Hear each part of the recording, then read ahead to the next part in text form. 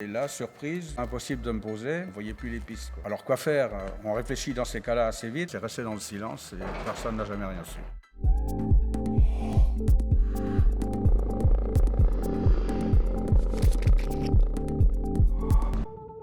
Pour Jacques, je vais vous raconter mon anecdote. Jean-Claude Lalouse, 82 ans, Belle-Îlois, ancien instructeur professionnel, aujourd'hui en retraite. 22 000 heures de vol, je commence à prendre du métier dans les mains, on peut le dire, non? Non. J'ai créé ma société à Belle-Île en 79 pour faire la ligne entre Lorient et Belle-Île. Et ça s'appelait Belle-Île Air Service. Alors je vole maintenant sur un baladou que j'ai depuis 25 ans et c'est malheureux, je ne peux pas vous le présenter puisqu'il est à Belle-Île et avec le mauvais temps, je n'ai pas pu le ramener sur la Baule. Puis c'est une vieille machine quand même qui date de plus de 50 ans, ça vous intéresse peut-être pas trop non plus. C'était en 83, mois d'octobre, donc je faisais la ligne Lorient-Belle-Île et j'avais 2 clients à prendre sur Lorient. Et donc on avait très peu de temps à cause du coucher du soleil, 6h30, 7h, il fait nuit.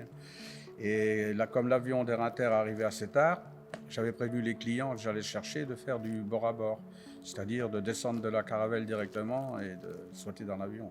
Et bon, tout s'est bien passé, et décollage dans les temps, il nous restait une demi-heure pour rejoindre Belle-Île, donc décollage cap sur droit en montée vers 3000 pieds. Et là, je m'aperçois que Belle-Île était à moitié dans la brume, c'est-à-dire c'était une entrée maritime. Entrée maritime, c'est la brume à ras du sol. J'arrive sur Belle-Île, à pointe nord-ouest, et je vois mon terrain qui venait juste de se boucher, quoi. Je ne pouvais plus me poser. Alors j'appelle par radio un collègue qui volait encore à Quiberon, il me dit c'est pas la peine que tu viennes, ça se colle, là c'est terminé.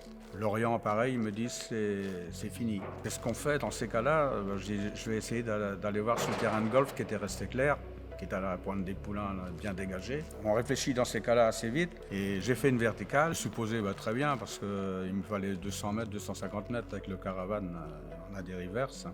Arrivé au sol, la dame s'était aperçue de rien. Elle me dit c'est bizarre, il n'y a personne. Le temps de descendre, on descend de l'avion, il y avait la route à côté. Et je vois une voiture qui venait de la pointe des Poulains. On lui fait signe d'arrêter. Et c'était un copain. Il me dit mais qu'est-ce que tu fais là? Je dis voilà, on vient de me poser. Oh. Donc il nous a ramenés à l'aérodrome. J'ai récupéré ma voiture, redescendu mes clients à Palais. Le lendemain matin, au lever du jour, la seule peur que j'avais, c'est d'avoir du mauvais temps, encore de la brume, mais non un temps clair. Et au lever du jour, j'ai décollé l'avion pour le ramener à l'aérodrome. Et alors, forcément, j'en ai parlé à personne, ça s'est jamais répété. Mes clients, je leur avais dit de garder le silence. Ils l'ont tenu d'ailleurs. Et c'est une dame qui vend toujours de la dentelle sur la place de Palais. Et à chaque fois qu'elle me voit, elle me fait un petit coup d'œil, de l'air de dire chut. La leçon que j'en tire, c'est que j'ai quand même eu le bon réflexe, je pense, pour la sécurité de mes passagers.